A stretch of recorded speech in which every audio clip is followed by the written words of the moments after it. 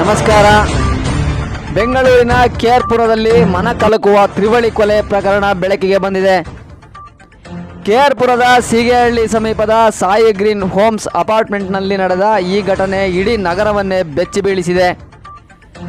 Live in ಸಂಬಂಧದಲ್ಲಿದ್ದ ಯುವತಿ ಶ್ವೇತಾ ಹಾಗೂ ಆಕೆಯ ಪ್ರಿಯಕರ ಕೆನತ್ ಸೇರಿ ಶ್ವೇತಾಳ ತಂಗಿ ಮತ್ತು ಹೆತ್ತವರನ್ನು ಕೊಲೆ ಮಾಡಿರುವ ಆರೋಪ ಕೇಳಿಬಂದಿದೆ.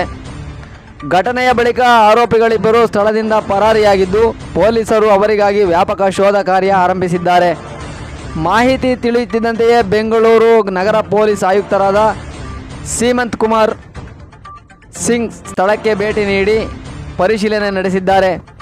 ಪ್ರಾಥಮಿಕ ಮಾಹಿತಿಯ ಪ್ರಕಾರ ಶ್ವೇತಾ ಮತ್ತು ಕೆನತ್ ಕಳೆದ 1.5 ತಿಂಗಳಿನಿಂದ ಇದೇ ಅಪಾರ್ಟ್ಮೆಂಟ್ನಲ್ಲಿ ವಾಸವಿದ್ದರು ಎನ್ನಲಾಗಿದೆ. ಘಟನೆ ನಿಖರ ಕಾರಣ ಏನು, ಕೊಲೆಗೆ ಕಾರಣವಾದ ಹಿನ್ನೆಲೆ ಏನು ಎಂಬುದರ ಕುರಿತು ಪೊಲೀಸರು ತನಿಖೆ ಮುಂದುವರಿಸಿದ್ದಾರೆ.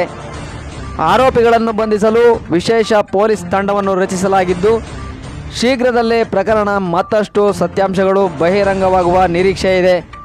ಇದು ಫೋಕಸ್ ತುಮಕೂರು ನ್ಯೂಸ್. ನಮಸ್ಕಾರ.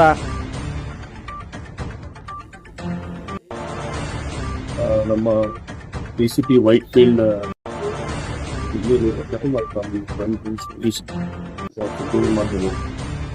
ಸಿಕ್ಕಿದೆ.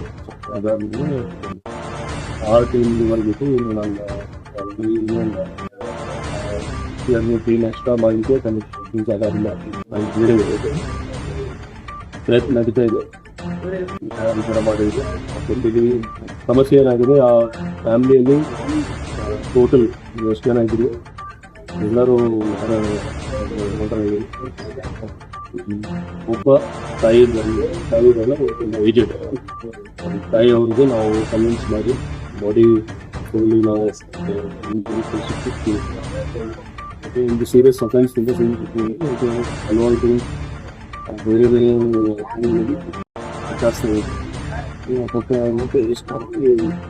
ಏನು ಆಕ್ಚುಲ್ ನಡೆದಿದೆ ಆರೋಪಿಗೆ ಬೆಂಗಳೂರು ಡಿಟಿ ಬರೋಕ್ಕೆ ಇದೆಲ್ಲ ನನ್ನ ಸಿಗೋರಿಗೆ ನಾವು ಎಲ್ಲ ಸ್ಟೇಟ್ ಮಾಡಲಿಕ್ಕೆ ಆಗಲ್ಲ. ಪ್ರಯತ್ನ ನಮ್ಮದು ನಡೀತಾ ಇದೆ. ಯಾಕಂದರೆ ಅವರು ಕೂಡ ಯಾವ ಮನಸ್ಸಿಗೆ ಸ್ಥಿತಿಯಲ್ಲಿದ್ದಾರೆ. ಅವರು ಯಾವ ರೀತಿ ನಾವು ಖಂಡಿತ ನಮ್ಮ ಬೆಳೆ ಆಗಿದ್ದೀನಿ. ಈಗ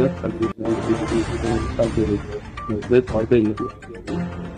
ಸಿಕ್ಕಿದ ಮೇಲೆ ನಾವು ಏನು ರೀಸನ್ ಈ ಟೈಮ್